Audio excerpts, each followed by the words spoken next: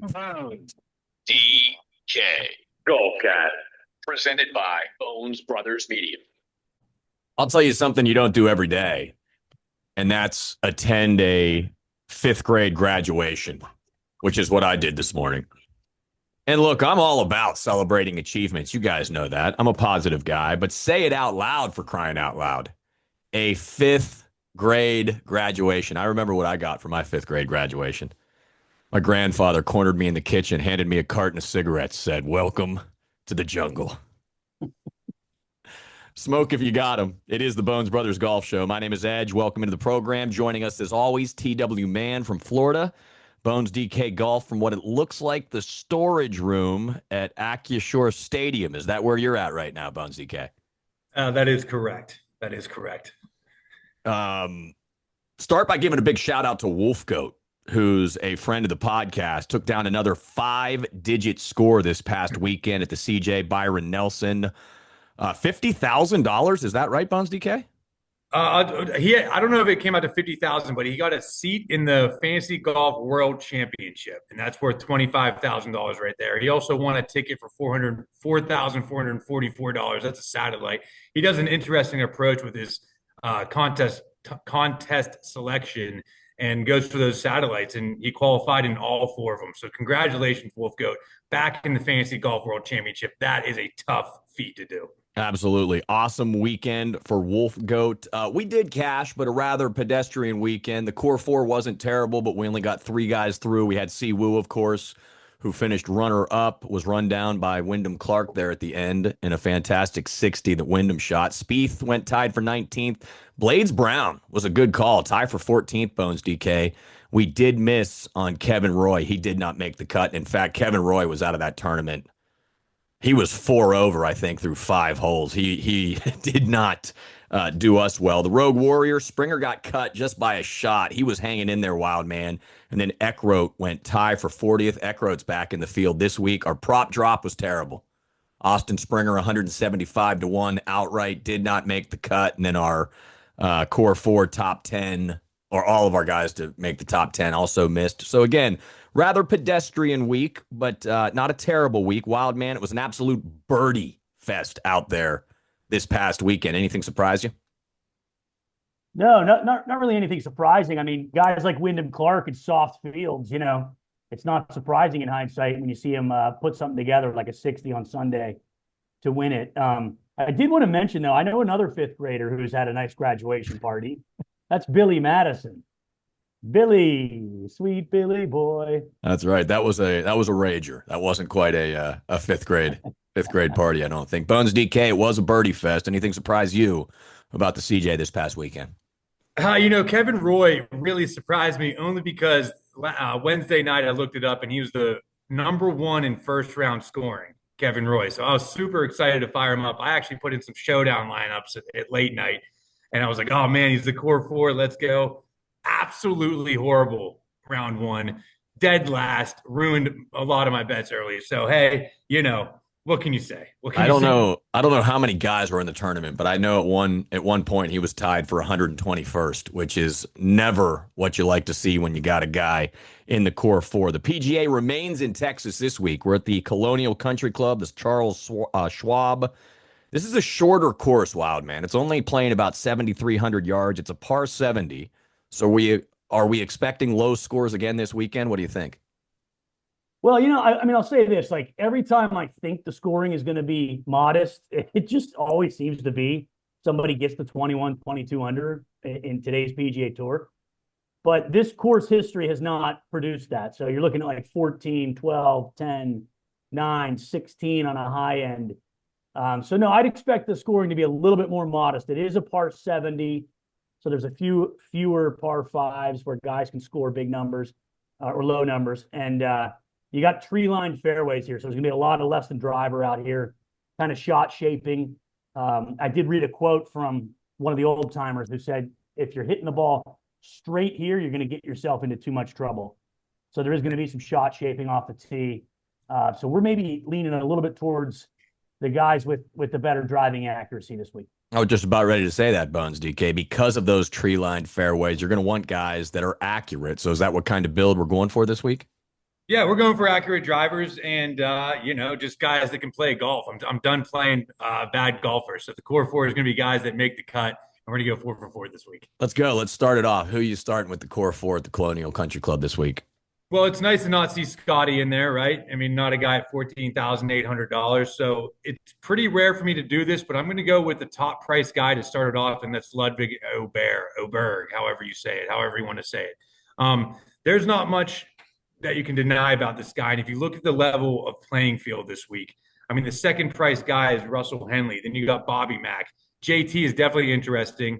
But Aubert is just by far the best player in the field, and I think his price at $10,400 is perfect. So I love starting him off this week. I think he is trending to win. I mean, you look at his finishes: fourth, eighth, fourth, 21st, fifth already here in Texas, another fifth and a third in the last 8. So this is a guy that is ready to win. He is one of the best players on tour, and he's there form wise. So yes, Ludwig Aubert, start him out. Let's talk about Aubert for a second, Wild Man, because what Bones DK just said, he has been finishing as a top 10 machine or a top 20 machine, however you want to look at it, but he isn't getting over that hump and winning. And his final rounds have been, well, they've been competitive, but they're not really, like I said, getting him over the hump. So how do you feel about Oberg? And again, in this field, I like him a lot, but how do you feel about him overall moving forward?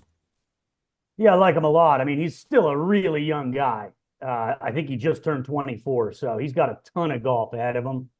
He's already won a couple of times, and I think what you're referencing was that final round at the Players a few weeks ago, Sure. where he, played very poorly with the lead. But look, I mean, you're gonna take, none of these guys are Tiger Woods, right, where they close everything. So you got to maybe look at the experience there.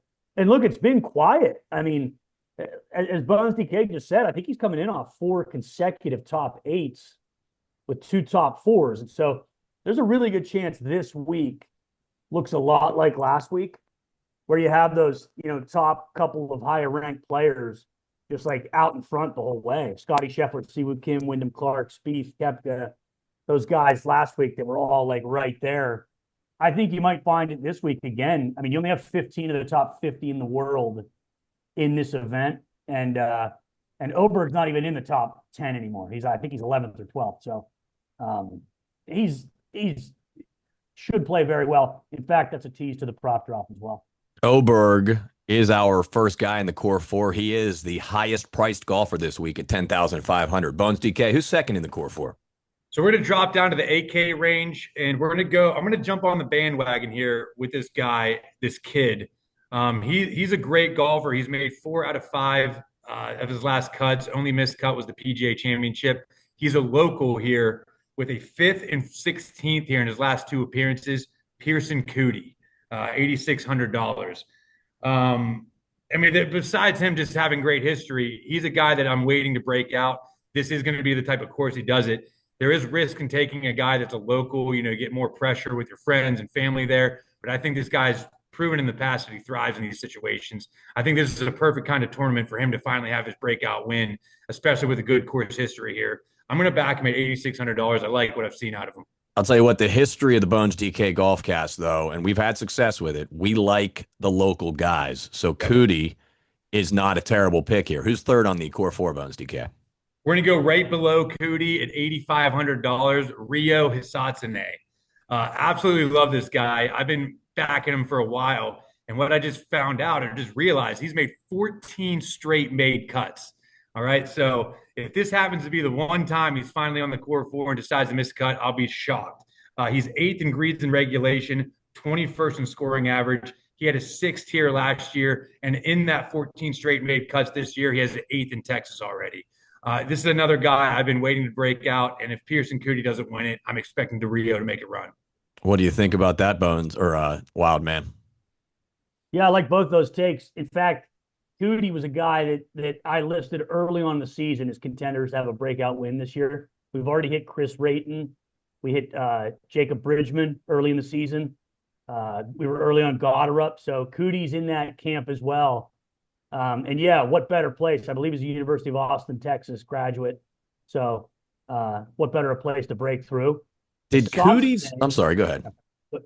Yeah, Hisatsune, same deal. I mean, just looks like a guy that's ready to win on the PGA Tour. Did Cootie's grandfather win a major tournament running down Jack Nicklaus in the final round? Is that something that I read recently? He won the Masters, and so he was at the dinner. I mean, he was at the dinner this year. Charles, I mean, he's still part of it. He did chase down or hold off Jack Nicklaus, I believe, by 2 strokes in like 73, I think. Okay. But he was at the Masters dinner this year. You gotta love that. Cootie at 8.6, Rio Yeah, I at hope he's still 8.5. alive. I mean, I don't think he passed away, but I'll have to double check that. But I'm quite Fact certain. boy, fact check. Is he I still just alive? looked at it. Yeah. All right, Bones DK. We got Cootie at 8.6. We got Rio at 8.5. Who's rounding out the core four for us today? This is a guy that we used to play a ton, especially in his rookie year, rightfully so, because he had 1 or 2 wins in his first 4 or 5 events. We're going back to Tom Kim, $7,400. He's a guy that I've always loved to play, and finally he's rounding into form. A good corollary course that we're looking at for this week is the Wyndham Championship, and he is a former winner at the Wyndham. He's 26th in driving accuracy, 3rd in total driving. That's what we're looking for. And like Wildman said before this, he's only 23 years old. He has 12 worldwide wins, and he lost twice in the playoff last year in 2024. He is a better player than $7,400. In fact, if you would have said he was going to be priced $7,400 2, 3 years ago, I would not believe it. This guy is great. I love Tom Kim. He can string them together.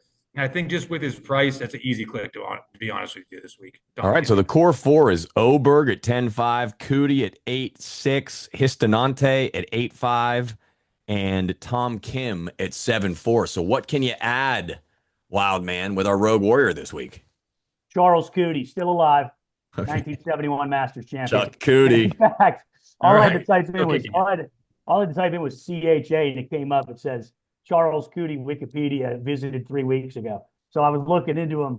A couple of weeks ago. Just couldn't remember what- Bezos is also listening to the podcast right now. Right. I can't wait for Charles Cootie highlights to be all over my Instagram later today. But yeah, so the Rogue Warrior. So we're gonna go with a guy that's 8K. He's also a Texas native, or pardon me, he's a Charleston, South Carolina native, but he did go to SMU. Has a professional brother who's a professional golfer, and his wife also golfed at SMU. Bones DK mentioned Sedgefield, Wyndham as a corollary. He was the runner-up here last year. 2 consecutive made cuts here at the Charles Schwab, and a guy that we're looking to maybe make a run at the top 10 at a pretty good price. The Rogue Warrior, Mac Meissner, 8K. Mac Meissner at 8K for the Rogue Warrior. So we got a nice little lineup here, boys. And I went down through the rest of the field, and I normally have some guys to throw out at you, but really it's a tough field this week, not to put anybody down. Anybody else that maybe you thought about putting in the core four, Bones DK, that didn't make it?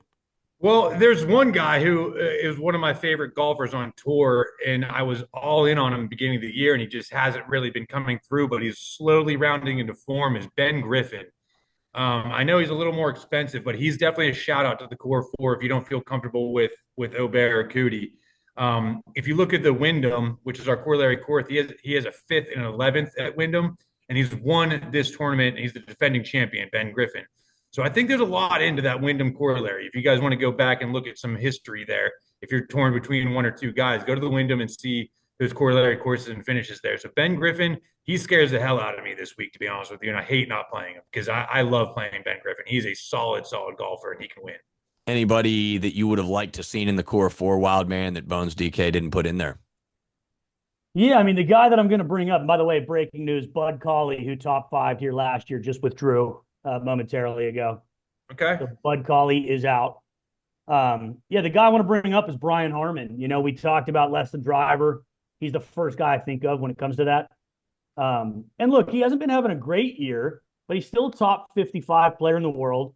He's a major champion. He's a multi-time tour winner. If you take out the PGA a couple weeks ago, where, you know, it was a long and difficult course for a guy like him, you know, he's got 6 or 7 straight top, you know, finishes in the top 30 or 40 with a top T11. And so always a guy that I'd look at in a field, like I said earlier, where like there aren't very many top tier players in this field. he's going to be at 55th in the world, probably the 17th or 18th best player in this field. So give me a guy that's proven that he can win and raise trophies. I would always kind of lean that way if I'm between guys down there. Harmon has 17th been seems playing. like a bargain. He's been playing a lot of golf too, man. He hasn't had a week off in a long, long time. A couple guys towards the top, though, Bones DK. Let me just bounce off you real quick. If you were torn between Justin Thomas and Ricky Fowler, who you taking in that one? That's a good one, Edge. That's a good one. I mean, we're Ricky fans here. I mean, JT, I just think has proven to be the better golfer overall in his career, and he's playing really good right now. I think he was like number one on the power rankings and on the PGA Tour app. So it's tough to pass up JT. I would probably lean JT over Fowler there, but that's a tough one. Honestly, I like Fowler this week as well. Say something about Hideki this week, Wildman. Yeah, one of my prop drops involves Hideki. And it just seems like a good price. You want me to drop that right now? Sure, give us the prop drop. Why not? Yeah, so I'm looking at region bets here this week, and you can get Hideki around plus 350 as the top Asian in the tournament. There aren't many of them in it. He's going to go up against Satsune, who's in the core four, but that just seems like a really good price for a master champion, at a course, again, that's a softer field. So Hideki is the top Asian plus 350. And can I just toss this guy in real quick? Russell Henley's sitting there just staring me down. 10,200. Does everything you need to do at this course. Shorter hitter, accurate off the tee, can club down, can actually hit driver on some of these where other guys are clubbing down. Really good bent grass putter. In fact, bent grass is his preferred greens. And so, gosh, I just feel like my theme in life is being a week or two early on some of these guys. And I had stacks on Russell Henley earlier in May. So would it surprise me to see him shoot 66 tomorrow and lead the tournament? It would not surprise me at all. Henley is the second highest priced golfer here and checks a lot of the boxes that you need to win here. You talk about hitting a straight ball, and you did talk about shot shaping, but Henley's as accurate as anybody, and he can putt, Bones DK. I was going to bring Russell up. He was going to be my last guy, but we'll talk about him now. What do you think?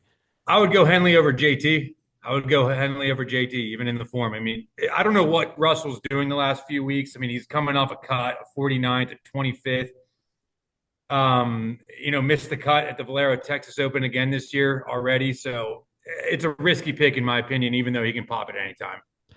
What about these names here, real quick, Wildman? Woodland, M, who had a pretty good run this week. And then, I don't even know why I'm bringing this guy up, but he's expensive. It's 7-9, but Keegan Bradley, this is the kind of tournament where Keegan plays well. Maybe not contend, but if you're looking for that 6 for 6 through, is Keegan a guy maybe you want to play? I knew I threw a lot of names out, but go ahead, wherever you want. No, I mean, could Keegan make the cut? Absolutely. I think he's still reeling off that Ryder Cup situation. And I do like him where heavy hitting drives come into play. I don't expect much of that this week. That's why I'd also kind of say Gary Woodland, maybe. I'd probably lean towards Sungjae there, especially if, as we might be predicting, the score is in the low double digits, 10, 11, 12, 13 under. I kind of like him at courses where you have to grind a little bit more. So I'd probably lean Sungjae in that group. One more name for you, Wildman, Eckroat. Do you like him this week? Yeah, I do. I mean, he came through last week. Build on that momentum. He played well for his price tag and who he is. So why not? Why not build on that momentum right down the road? We just got to talk about Doug Gim, the Gim Reaper, Bones DK. Any chance here? I guess Gim, whatever, the Gim Reaper. I'm fine with him. I did want to bring up someone else instead, Edge. If you build our lineup with the core four and you put in the Rogue Warrior, that leaves you $7,000 left. It lands you right on our boy who came through last week, who was in second place for a lot of the tournament. Hoagie. It's Hoagie. Tom Hoagie, $6,900. Yeah. I mean, come on, why would I not fire him up again? $6,900. Let's go. And to bring up one more guy, if you're talking about being a week early, he's only $6,900 too. I'm putting him in a $25 lineup. I'm going back to Kevin Roy. Okay, I'm going back to him. I'm going to put him in the freaking lineup. All right. But I would definitely lean Hoagie there. I like Hoagie, Hubbard at $6,800, and as FOMO with usually being a week early, Kevin Roy. So those are my three plays in the 6K range. Wild man, anyone else you want to throw out there? Yeah, Hoagie, man. He actually has success at Sedgefield and shorter. He's won at Pebble, where that's a short course as well. Kevin Roy, who Tony Takes Finau. balls. Tony Finau is who I meant to bring up. Tony Finau. Why not go back to him? I mean, we predicted him to do well. He's back into form. He loves Texas. Tony Finau, fire him up. yeah, everything down in Texas seems to like Finau seems to pop down there. I'll give you one last name, and this is don't hold me to this, but again, if you start Henley Oberg, how about Lucas Glover at 6,700? Wily veteran, kind of gets around the courses we're describing pretty well. He's won at Pebble Beach. In fact, he won the U.S. Open at Pebble, I believe.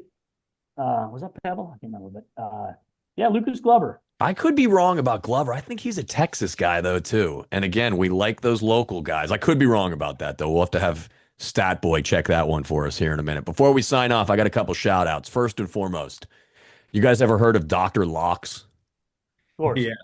His Wemby content right now is some of the best content going on the web. If you haven't seen it yet, the guy's name is Dr. Locks. And after every Wemby game, he does he does a voiceover narration of how great Wemby is. And what can you say about Wembanyama right now, Wild Man, that hasn't already been said? I mean, he's hitting half-court shots, and nobody's even surprised by it, for crying out loud. Yeah. The half quarter was, to me, that was not just because it was a half quarter, just a remarkable. It was a jump shot. Right. It wasn't a heave. It was like a side step, just drained back rim. You knew he was going to Far shoot down. it. As soon as he got the ball, he's like, I'm pulling up and I'm shooting from wherever. I mean, what are you going to do? You're going to, even though a giraffe's going to try to take the banana out of your hand, what are you going to do? Is Wemby enough to beat Oklahoma City, Bones DK? Yeah, definitely. I've been betting Spurs every game, so I'm even 2-2. But if the refs give him his fair shake, I think they can do it. But I mean, this is getting ridiculous. Hartenstein's got the guy bear hugged like it's an MMA fight. Are the Spurs white on white uniforms the best kits in the NBA, Wild Man? Yes or no? Those white on whites are really good. I'd still give it to the Knicks white on white with that orange and blue that pops. Bones DK? yeah, I like the Bulls uniforms as well, but I'm with them. Knicks, Spurs. I hope that's the championship. I'm sick of watching OKC. Shy just flops everywhere. They're just not fun to watch. Yeah, they're losing a lot of they're gaining, I should say, a lot of villainry to their team at the moment. Plus all the flops that they roll out. It is too much. So shout out to start to Dr. Locks and Wemby. Want to shout out to Jalen Brunson of the New York Knicks, who has silenced all of his critics. If you're on social media right now, coming across my algo, you see Dan Patrick, you see Stephen A. Smith, you see all these, Chris Broussard, all these guys just cutting down the Knicks for bringing Brunson into town. And if Brunson wasn't there, forget about it, dude. He's almost the MVP of the league, man. And that was a 4-year, $104 million deal, so 26 a year. Yeah, 27 a year. I mean, today that's a bench player. You're right. And I mean, these guys, you're right, man. The list goes on and on. Max Kellerman, Windhorst, Stephen A. Every one of them. I mean, every single one of them. And I mean, this guy's the absolute catalyst to ending a 27-year drought. And look, man, they are top to bottom as good as anybody in the league. Yeah, they've won 12 in a row, I think, or 11 in a row. The only 2 playoff losses they have are to the Hawks, and they were by 1 point apiece, and they are just blowing teams out right now. Of course, Cleveland quit about game 1.5. They pretty much quit on that series. If the Knicks win the championship, Bones, DK, will it be a celebration like we've never seen before in our lifetimes? It's going to be incredible. I'm rooting for him, to be honest with you. I love their team. I like Hart a lot. I'm always betting on him. Brunson it's just a really cool story. I mean, yeah, the Spurs would be cool because they have Wemby. OKC would not be cool to win back to back. So, I'm all in on the Knicks. It's fun to watch. I hope they win. Hey, I was living in New York City when Eli and the Giants beat the 18-0 Patriots, and it was one of the biggest parties I've ever seen. Yeah, The Knicks, man, that's this the would be thing. Like, we've experienced it with the Yankees, we've experienced with the Giants. The Rangers even got a cup back in the 90s. So, like, New York isn't a city full of losers. There's just something special about the New York Knicks, and them winning a championship, would just be it'd be something like we've never seen. Basketball's such a big part of that culture up there in New York City. To actually have the world championship at Madison Square Garden, that would be a hell of a yeah. thing. And we got a bunch of buddies who live up there, Ed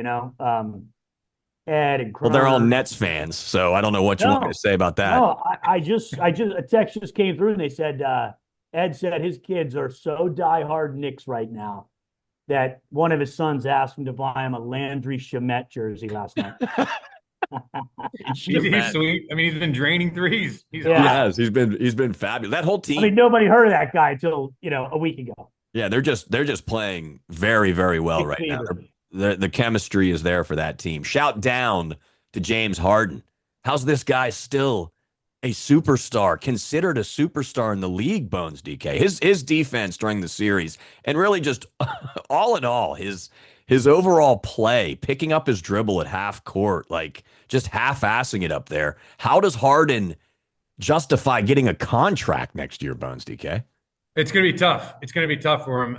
But the whole team, Cleveland, looked like James Harden. They all just seemed like they didn't care. They gave up. I mean, that thing was a blowout last night. I mean, it's been like that the last two games. So the Cleveland Cavaliers need to reshape their whole entire team and get rid of Harden. Have you ever seen the clip, Wild Man, of Harden when he's playing for the Clippers?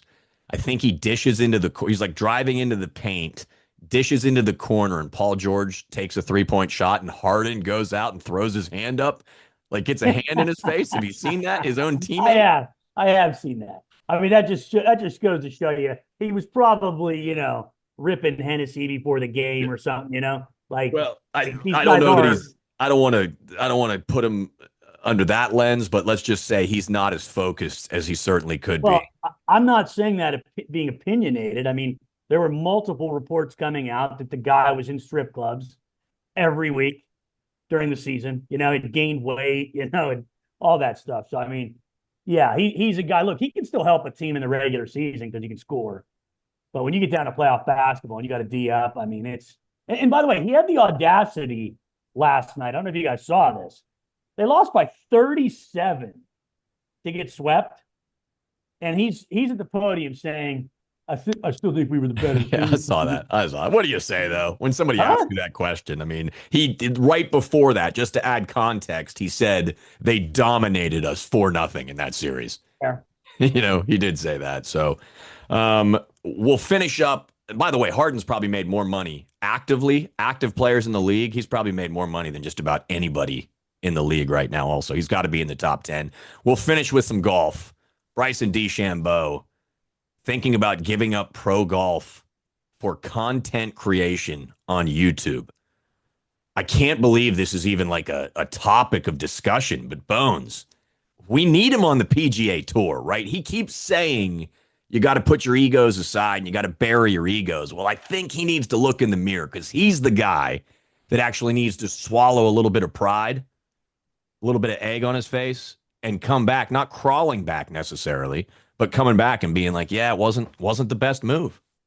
I mean, if he admits that, it would look a lot better. I mean, can he come back? I don't know. I mean, Rahm's like stuck on Live Tour right now. I'm not sure if he can come back. Look, they would make an exception if the price is right and those guys could help and they really thought there was a legitimate value to them. Trust me, those contracts can be worked out. Yeah, there is a special provision about having won a major in the last 5 years that you can get like a special exemption major championship tour card. Like that's what Kep is going to get this year or next year or whatever. That's why you've seen him everywhere. But look, I kind of beg to differ with you, Edge. I say crawl back on your hands and knees and beg because, you had it all. You think content create, you really want us to believe that you poor little thing, you're thinking about going to the content creation world because you can't get back on the PGA Tour. Give me a break with this crap. It's victimhood nonsense. He's a country club kid, who's never really had, the adversity that a lot of us have gone through with work and finances and things like that. And I'm not saying we're victims either, but give me a break with this stuff. Part of his appeal on YouTube, though, is that he is a professional golfer, right? Without a doubt. If he doesn't have that pro golf on his side, he's just another dude out there playing golf, right? Even though Like, what's he gonna do? What's he gonna do? Like, go play rigs next Yeah, I week? mean that I didn't want to Beat him like by throw that guy 31? into it because I like Yeah. those guys a lot too. I don't want to cut them down, but that's what you'd be entering into that sphere of like not real golfers, like guys that are just like getting fun out of the game versus guys that can actually make millions and millions of dollars doing it. It's blasphemy. He's not going to the content creation world. There's too much money for him. He's a two-time U.S. Open champion. He Well- feels butthurt that he can't make a cut and that the fans have turned on him, and that we're still playing clips of him getting hit with the rope in the eye and the bunker shot where he flails like Shea Gilgeous into the bunker. Remember that one a couple weeks ago? Yeah. I mean, nothing beats the rope incident, but would you like to see him back on tour though, Bones? Yeah, I'd like to see him back on tour. I mean, yeah, for sure. I mean, he's one of the best in the world. Yeah, and he's an interesting guy. So one group of guys that is in content creation and not making any money is the Bones DK golf crew right here. Our core four this week is going to be Oberg, Cootie, Rio, and Tom Kim. Our rogue warrior is Mac Meisner at 8,000. And then we only got one prop drop from Wildman, which was Hideki to be the top finishing Asian. That's actually a really good bet because there aren't many Asians in this tournament. Bones DK, do you have a prop drop for us today? I haven't dug too much into the props yet, but as always, I'm going to keep firing my $5 core four, top 10, top 20. Here's one to piggyback off the core four. If you stay with that top region guy, and we like Oberg, which we like a lot, he's running top European at plus 125, which is a pretty big number of guys. You got like Robert McIntyre and Harry Hall and guys like that in there. You can get him top Nordic minus 125. Not a lot of guys in there. It's like Rasmus Højgaard, Niergaard Peterson, Thorbjorn Olesen. I mean, minus 125 out of a group of like 6 or 7 Nordics. That's a nice price to get. All right, Bones DK, any final thoughts before we sign off today? No, good luck. Just keep riding the core four. We were 3 for 4 last week. We're going to get back in the swing of things, or 4 for 4. Wildman, you get the final word. What do you got? Yeah. Does the PGA Tour need Bryson? No. Could he bring some headlines? Sure. But, look, you're looking at me, guys. Don't expect any sympathy from me, man. If you are looking for a negative reaction in any type of context on planet Earth, in any situation or topic, just ask TW Man, and he will for sure. I don't know. Was that negative? I don't think that was that negative. Well, you hate him. It's very clear that you hate Bryson DeChambeau in the way you're talking about him right now. So, beg for forgiveness, and I will give it to you. It's like Andy Pettit. It's like Brooks Koepka. Brooks was on behind a microphone. He said, "Look, I'm comfortable with the repercussions of my decisions, and I'm ready to work my way back." And he's down in Myrtle Beach, playing across, the signature events. I mean, he's earning his way back. Certainly an example that Bryson DeChambeau could follow. Our core four this week: Oberg at 10.5, Cootie at 8.6, Rio at 8.5, Tom Kim at 7.4. Mac Meisner is our rogue warrior at 8,000. We got Hideki as the best finishing Asian. We're going to top 10 and top 20, the core four. And then the top Nordic, Oberg, is our top Nordic at negative 125. The PGA is at the Colonial Country Club this week, the Charles Schwab in Texas. For TW Man and Bones DK, my name is Edge. As always, thanks so much for listening. Until next time, good luck in Texas. Thanks for being here, boys. Thank you. Shout out Wolf Goat.